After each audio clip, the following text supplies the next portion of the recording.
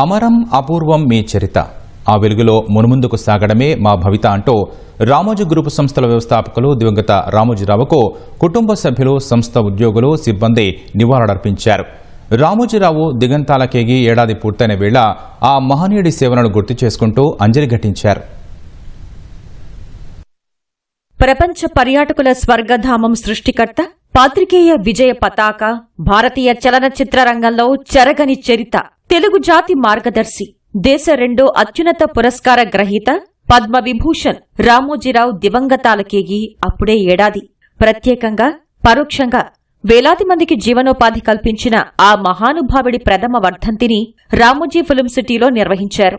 Ramoji Group సంస్థల CMD Kiran, Film City MD Vijayeswari, ETV Bharat MD Bruhathi, Priya Foods director Shahari, UKML director Sohana, ETV CEO Bapineedu, Eenadu Andhra Pradesh, Telangana ఎడిటర్లు M Nageswara Rao, DN Prasad, Ramoji Group సంస్థల మానవ వనరుల విభాగాధిపతి doctor Gopalarao, విభాగాధిపతులు, ఉద్యోగులు, సిబ్బంది పుష్పాంజలి ఘటించారు.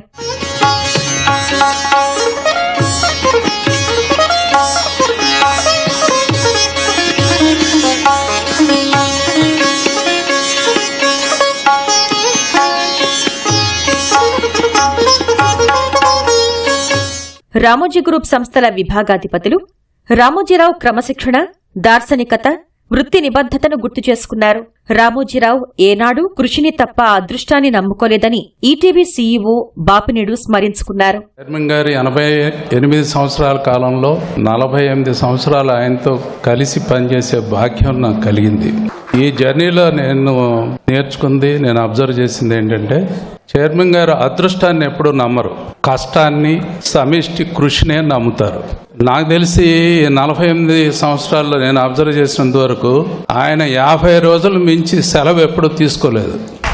The whole life he sacrifice for us and he build the empire. He made everything comfortable. He made us also comfortable. Now it is our responsibility. ఆయన ఏదైతే లెగసీ బిల్డ్ చేశారో దాన్ని ఇంకా ముందు తీసుకెళ్ళి ఆయనకి ఎక్కడున్నా కానీ సంతోషంగా ఉండేలా మనం చేయాలి. Now that is the only tribute that we can give to chairman sir. దివంగత రామోజీరావుతో కలిసి దశాబ్దాలుగా ప్రయాణించిన రామోజీ గ్రూప్ సంస్థల మానవ వనరుల విభాగాధిపతి డాక్టర్ గోపాలరావు స్వీయ క్రమశిక్షణ, సమయపాలనకు రామోజీరావు అత్యంత ప్రాధాన్యమిచ్చేవారని చెప్పారు. ఆయన సక్సెస్ మంత్రం ఏంటంటే, బాగా పనిచేసే వాళ్ళని ట్యాప్ చేసేవారు. ఆయన దగ్గర ఉన్న విశిష్ట లక్షణం ఏంటంటే, ఒక వ్యక్తిని చూడగానే ఆ వ్యక్తిలో ఏ క్వాలిటీస్ ఉన్నాయి, ఏ విధంగా పనికొస్తాడు, ఎట్లా డెవలప్ చేయటాడు అనే లక్షణాలు విశిష్టమైన అది చాలా కొద్ది మందికి ఉంటుంది. ఆయన అట్లా చేసేవారు. ఒక వ్యక్తిలో అపారమైన స్కిల్స్ ఉంటాయి, నైపుణ్యాలు ఉంటాయి.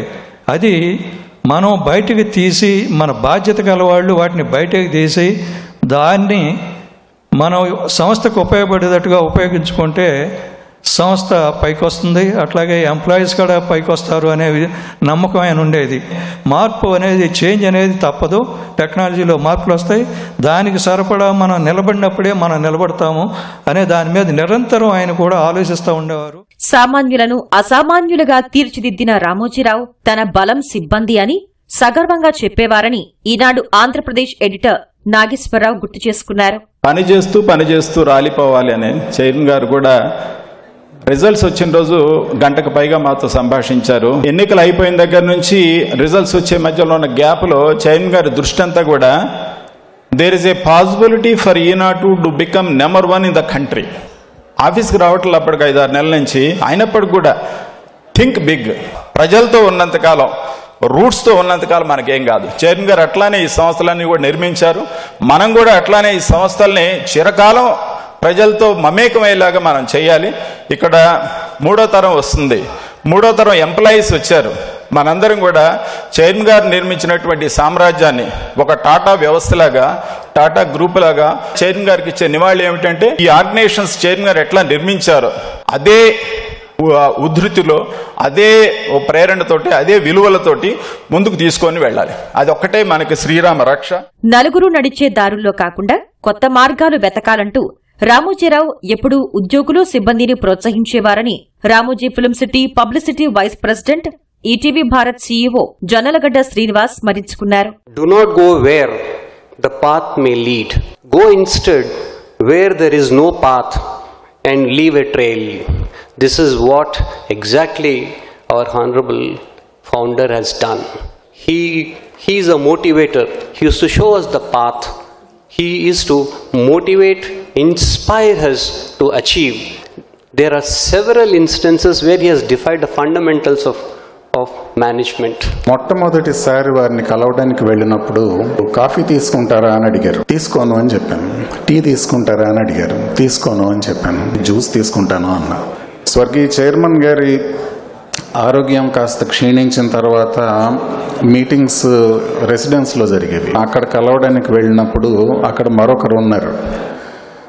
వారు వచ్చి ఇలాగే మీరు కాఫీ తీసుకుంటారా అని అడిగారు. స్వర్గీయ చైర్మన్ గారు వెంటనే సార్ జ్యూస్ తీసుకుంటారు, సార్ ఎప్పుడొచ్చినా జ్యూస్ ఇవ్వు అని చెప్పారు. ప్రతి ఉద్యోగి పట్ల వారికి ఉన్నటువంటి శ్రద్ధ అలాంటిది. రామోజీరావు ప్రథమ వర్ధంతి సభలో ఆయన జీవిత విశేషాలను వివరించే వీడియో, ఉద్యోగులను ఉద్దేశించి రామోజీరావు రాసిన బాధ్యతల వీలునామాను ప్రదర్శించారు. ఆయన జీవన ప్రయాణంలోని కీలక ఘట్టాలను వివరించే ఫోటో ప్రదర్శన అందరిలో స్ఫూర్తిని నింపింది.